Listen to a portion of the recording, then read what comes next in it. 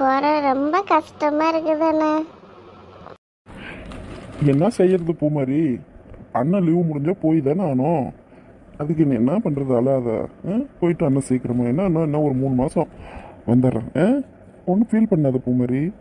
ஏய் லூசு, சரி சரி பார்க்கலாம். அண்ணா நீ என்னன்னா சாதாரணமாக சொல்கிறண்ணா. நீ போய் போய் டியூட்டிக்கு போயிட்டு பின்னாடி எனக்கு நீங்கள் இருந்து என்னென்ன பண்ணி அதெல்லாம் ஞாபகமாகவே இருக்குண்ணா. சே எதுக்கண்ணா ஒரே வருத்தமாக இருக்குதுண்ணா. பூமாரி ஒன்றும் ஃபீல் பண்ணாத பூமாரி. அண்ணா போனால் தானே நீங்களாம் இங்கே சந்தோஷமாக இருக்க முடியும். போயிட்டு அண்ணன் அங்கே டியூட்டி பார்த்தா தானே நீங்கள் சுதந்திரமாக அங்கே இருக்க முடியும். எப்படி இருந்தால் எப்படி அண்ணனுக்கும் வருத்தமாக இருக்கும்ல. தங்கச்சி இப்படி வருத்தப்படுறலேன்னு ஒரே வருத்தமாக தானே நானும் போவேன். ஏற்கனவே எனக்கும் போகும்போது எப்பயும் வருத்தமாக தான் இருக்கணும். ஐயோ எல்லாரும் விட்டுட்டு போகிறேங்கன்னு. நீ இன்னும் இதில் என்னை வருத்தப்பட வைக்கிற. சரி விடு விடு. இன்னும் நான் 3 மாதம் அப்புறம் நான் வந்துடுறேன். வரல லீவ் வரல அப்புறம் என்ன உனக்கு கவலை? நல்லா ஜாலியாக சந்தோஷமாக வெளியே அனுப்பி வை, சரியா? ஏ முத்துமாரி, என்ன அங்க அண்ணனும் தங்கச்சியும் ஏதோ ரகசியம் பேசிக்கிறீங்க? அப்படி என்ன பேசிக்கிறீங்க? அத்தை அது ஒன்றும் இல்லை அத்தை. நான் டியூட்டிக்கு போகிறதுக்கு பூமாரிக்கு வருத்தமாக இருக்குதான். அதான் நீ எப்படி நான் இருக்குவேன், நீ உன்னை வந்துட்டு அப்படின்னலாம் சொல்லி ரொம்ப ஃபீல் பண்ணுற அத்தை. டேப்பா பத்திரம் சாமி, நீ போயிட்டு பத்திரமா சேர்ந்துட்டு ஃபோன் பண்ணு. எங்களை பற்றியே நினச்சின்னுக்காத. நாங்கள்லாம் பத்திரமா தான் இங்கே இருக்கோங்க. நீ தான் வெளியில் போகிற, அதனால் பத்திரமா இரு. அங்கே இங்கெல்லாம் போகாத. போனால் கரெக்டாக டியூட்டி பார்த்தியா, வந்தியா, ரெஸ்ட் பண்ணியா, சாப்பிட்டியா, அப்படி டெய்லி எங்களுக்கு ஃபோன் பண்ணு. அப்புறம் உனக்கு சாப்பிட்றதுக்கு போகிற வழியில் சாப்பிட்றதுக்கு பாரு, நிப்பேட்டு முறுக்கு இதெல்லாம் வச்சுருக்கேன். புளி சாதம் வச்சுருக்கேன், சப்பாத்தி வச்சுருக்கேன், கொஞ்சம் இட்லி சிக்கன் இது வச்சுருக்கேன், மாங்காவும் பெலாக்காய் போட்ட ஊறுகாய் வச்சுருக்கேன். வெளியில் சாப்பிட்ணும் சாப்பிடாதெல்லாம் போகாத வருத்தப்பட்டுன்னு அதே நினச்சினெல்லாம் போகாத. எனக்கு தெரியும் நீ சாப்பிடக்கூட மாட்டேன். சாப்பாடு எடுத்துகிட்டு வெளியில் மாட்டுக்கு எங்கன்னா வச்சுட்டு போயிடுவேன். அது மாதிரிலாம் பண்ணாத. நல்லா சாப்பிட்டு போ. நாங்கள் எங்களை பற்றியெல்லாம் ஒன்றும் நீ கவலைப்படாத. நாங்களாம் பத்திரமா தான் இருக்கோங்க, நல்லா தான் இருக்கோங்க. ஏன்னா நீ தான் தனியாக அங்கே இருக்கிற. எங்களுக்கு தான் கொஞ்சம் வருத்தம் நீ தனியாக இருக்கிறதுனால. சரி என்ன பண்ணுறது, நாட்டுக்குன்னு உன்னை அனுப்பியாச்சு. அதுக்கப்புறம் நம்ம ஃபீல் பண்ண ஆகுமா? பத்திரசாமி போயிட்டு ஃபோன் பண்ணோம். சரிம்மா சரி, நான் பார்த்துக்கிறேன். நீங்கள் கவலைப்படாதீங்கம்மா, சந்தோஷமாக இருங்க. எதுக்கு கவலைப்படுறீங்க? இன்னும் ஒரு 3 மாதம் தானேம்மா, திருப்பி வந்துட போகிறேன். சரிங்கம்மா. பாரு நீங்களும் வந்து மூஞ்சி இப்படி வச்சுருக்கிறதுனால தான் பூ மாதிரி இப்படி வச்சுருக்கா. நீங்கள் இவ்வளோ கஷ்டப்பட்டா எனக்கும் எப்படிமா இருக்கும்? எனக்கும் ரொம்ப கஷ்டமாக இருக்குமா. ப்ளீஸ்மா சரிங்கம்மா.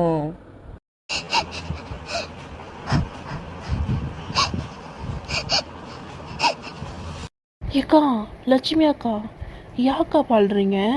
பாவம் புள்ள தனியாக போதில்ல, இப்படி அழுது கூட வழி அனுப்பி வைக்கிறதாக்கா? அழாதீங்க அக்கா, ப்ளீஸ் அக்கா. பாவம் புள்ள மனசு வாடிடும்ல. அவனும் கஷ்டப்பட்டு உங்களெல்லாம் பிரிஞ்சு போகிறாள்லக்கா.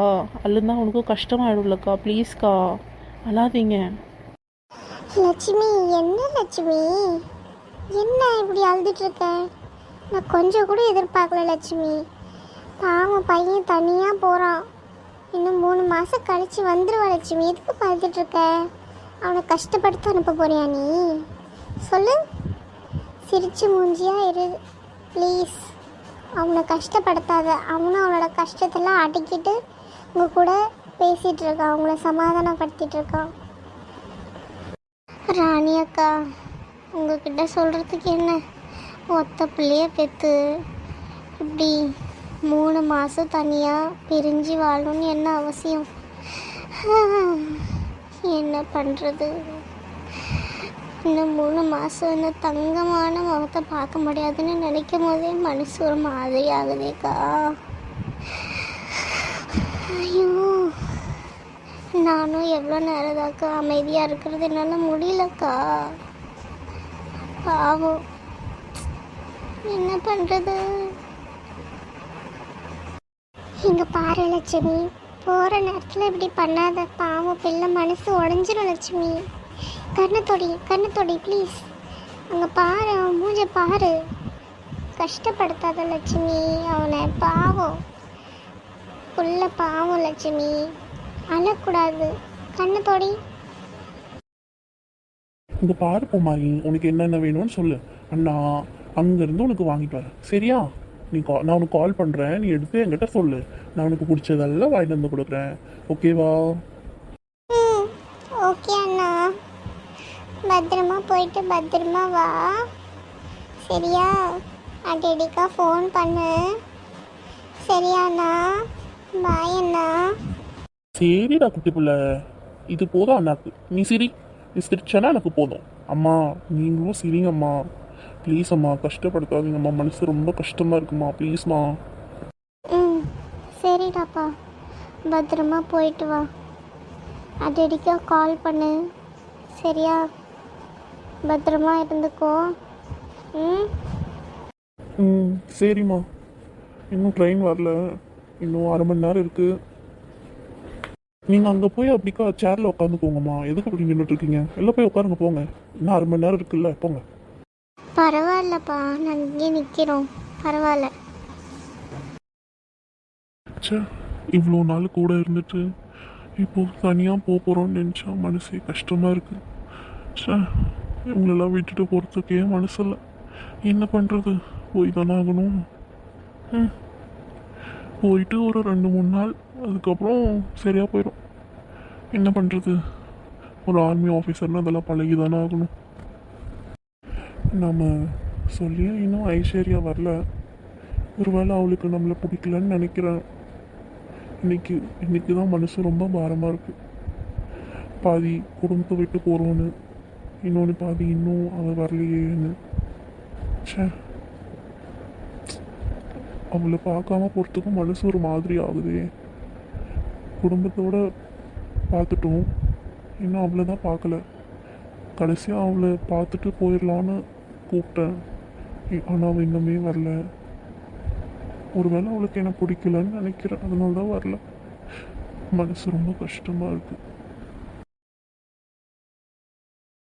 ஐயோ, லேட் ஆயிடுச்சே. முன்னே கிளம்பியிருக்கணும். கிளம்பிட்டாரா என்னன்னு கூட தெரியலையே. ஐயோ, கடைசி ஒரு வாட்டி பார்த்துக்கலாம் அப்படின்னு நினச்சேன். மனசு கஷ்டமாக இருக்குது. சரி தேடி பார்ப்போம். ஐயோ, கிளம்பியிருக்கக்கூடாது. கடவுளே கிளம்பியிருக்கக்கூடாது. கடைசி ஒரு வாட்டி மட்டும் பார்த்துக்கிறேன். இப்போ மட்டும் பார்க்கலாம். அப்புறம் 3 மாதம் கழித்து தான் பார்க்கணும். ஐயோ, 3 மாதம் எப்படி நான் இருக்க போகிறேன்னே தெரியலையே.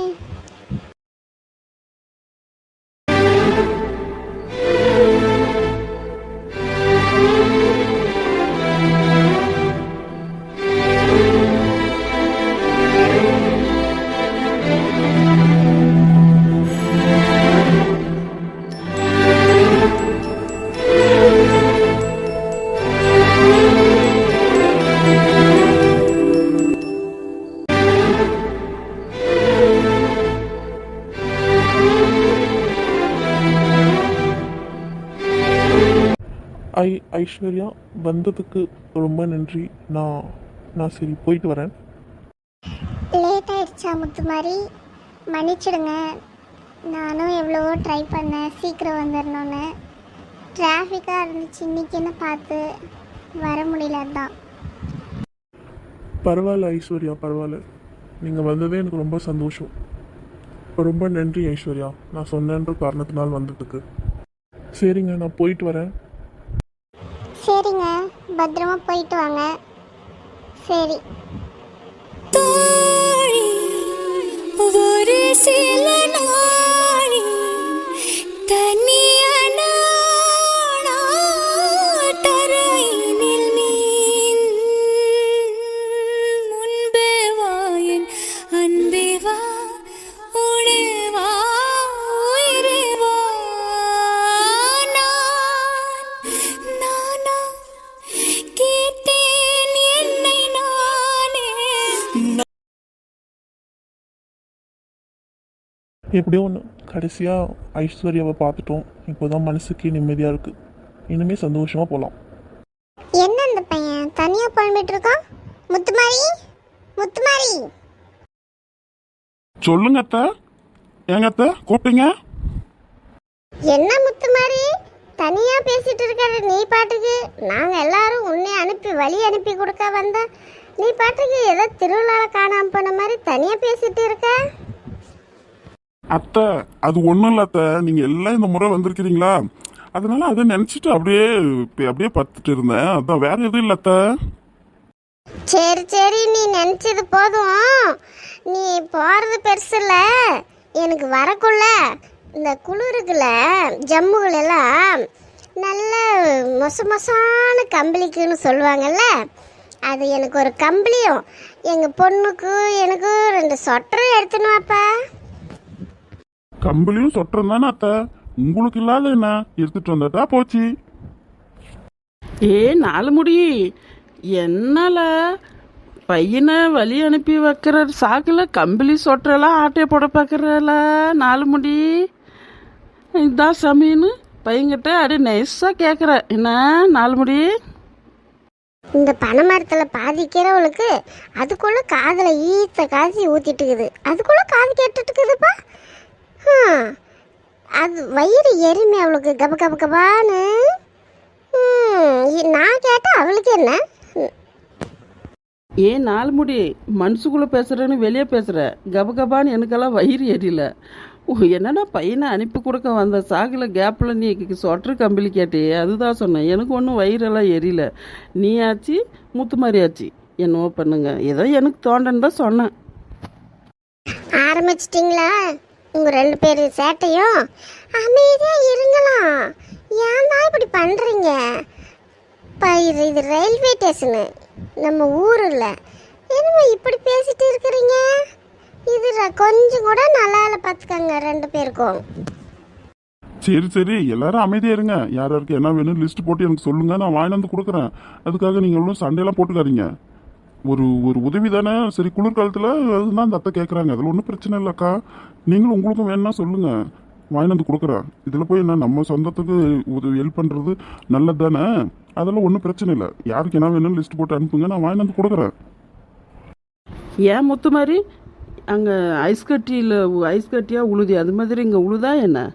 அவ்வளவு குளிரா என்ன? அப்படி ஒன்றும் இல்லைல்ல.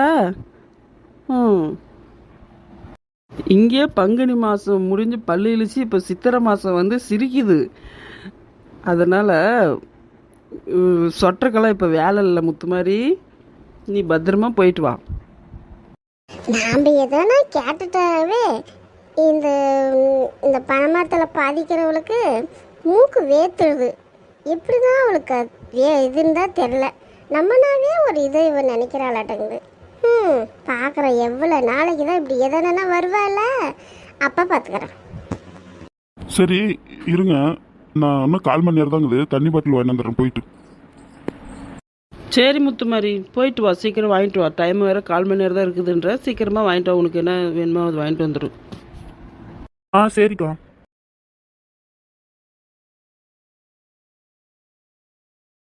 எங்க ஐஸ்வர்யா, ஒரு நிமிஷம்.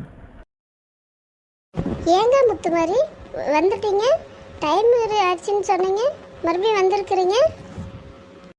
ஆமாம் ஐஸ்வர்யா, டைம் ஆயிடுச்சுன்னு தான் போனேன். அப்புறமா தான் அலௌன்ஸ் பண்ணாங்க டைம் ஒன்று இருக்குன்னு, ட்ரெயின் கொஞ்சம் லேட் ஆகும்.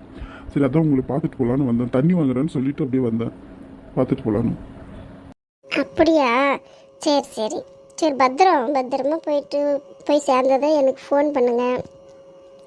ஒன்றும் ஃபீல் பண்ணிட்டு போகாதீங்க, ஃப்ரீயில் விடுங்க, ரிலாக்ஸாக போங்க. எந்த கவலையும் வேணாம் உங்களுக்கு, சரியா? சரிங்க மகாராணி, உங்கள் உத்தரவுபடியே சென்று வருகிறேன். நீங்கள் இருக்கிற போது எனக்கு என்ன கவலை? பார்த்தீங்களா முத்துமாரி, கிண்டல் பண்ணுறீங்களே, இதானே வேணான்றது. சரிங்க ஐஸ்வர்யா, அப்படியே எங்கள் தங்கச்சி பூமாரியை கொஞ்சம் அப்படியே பார்த்துக்காங்க பத்திரமா. அவள் இவ்வளோ நாள் நான் கூட இருந்ததுனால இந்த ஒரு மாதமும் அவளுக்கு தெரியல. இப்போ ரொம்ப ஃபீல் பண்ணா, அண்ணா போகிறீங்க நீங்கள் ஐயோ அப்படி இப்படின்னு ரொம்ப ஃபீல் பண்ணி பேசியிருந்தா. அவளை ஸ்கூலுக்கெல்லாம் வந்து விட்டல, அதெல்லாம் நான் நீங்கள் இருந்ததை மறக்கவே முடியாதுனால இவ்வளோ நேரம் சொல்லிட்டு இருந்தாங்க. அவளை கொஞ்சம் அப்படியே கேர் பண்ணி பார்த்துக்காங்க. அவளுக்கு நான் இல்லைன்ற கவலையே இருக்காத அளவு கொஞ்சம் அப்படியே பார்த்துக்காங்க அவளை. அதான் உங்ககிட்ட நான் ஒரு ரிக்வஸ்ட்டாக கேட்குறேன். இவ்வளோ தானே முத்துமாரி, நான் பார்த்துக்கிறேன் விடுங்க. ஆனால் இருந்தாலும் உங்கள் அளவு என்னால் ஃபீல் பண்ண முடியாது. என்னதான் இருந்தாலும் அண்ணன் தானே, அந்த அளவு என்னால் ஃபீல் பண்ண முடியாது. என்னால் முடிஞ்ச அளவு நான் பார்த்துக்கிறேன், கேர் பண்ணி பார்த்துக்கிறேன். சரியா? ஓகேவா? ம், என்ன முத்து மாதிரி தண்ணி வாங்கணும்னு வந்தோம், இங்கே வந்து யாரோ ஒரு பொண்ணு கூட பேசிட்டு இருக்கிறோம். ஓஹோ, கதை அப்படி போதோ. இது என்ன புது கதையாக இருக்குது, வித்தியாசமாக இருக்கிறோம். முத்து மாதிரி அங்கே ஒரு மாதிரியாக இருந்தோம், இப்போ இங்கே வந்து யாரோ ஒரு பொண்ணுக்கிட்ட வளைஞ்சு வளைஞ்சு பேசிட்டு இருக்கிறோம். நாம் கூட என்னவோ நினச்சிங்க, முத்து மாதிரி பற்றியா ட்ராக் இப்படி ஓடுது. ஓஹோ, நடக்கட்டும், பேசட்டும். அப்புறமா யார் என்னன்றதை கேட்டுக்கலாம். இந்த பொண்ணு யாருன்னு தெரியலையே, நமக்கு தெரியாத பொண்ணாக இருக்குது. எந்த ஊராக இருக்கும்? சரி பார்க்கலாம், அப்புறமா முத்து மாதிரிக்கிட்ட கேட்டுக்கலாம். நடத்து, ட்ராக் இப்படி ஓடுதோ. சரி. நண்பர்களே, இந்த வீடியோ பிடிச்சிருந்தா லைக் பண்ணுங்கள், கமெண்ட் பண்ணுங்கள், கண்டிப்பாக சப்ஸ்கிரைப் பண்ணுங்கள் நண்பர்களே. பாய் நண்பர்களே.